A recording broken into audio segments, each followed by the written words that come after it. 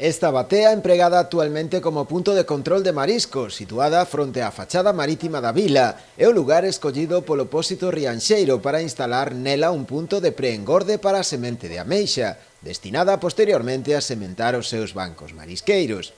Pero o proxecto quedouse polo de agora paralizado, pola negación da autorización por parte da Consellería do Mar. Unha decisión que causou un gran malestar no Pósito Rianxeiro, que agarda agora unha rectificación na postura. Estamos falando ca Xunta, estamos intentando arreglar a situación para que si nos den permiso a podernos preengordala nunha batea que é un punto de control que está autorizado pola mesma Xunta para facer ese punto de control. É unha zona que nós si poderíamos vigilar.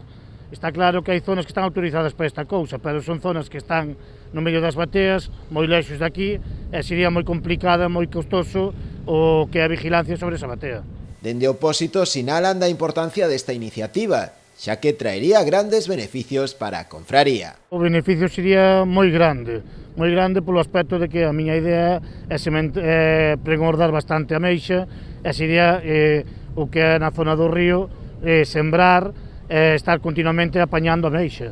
Eso así como se extrae sementando continuamente, e sería toda unha cadea xa.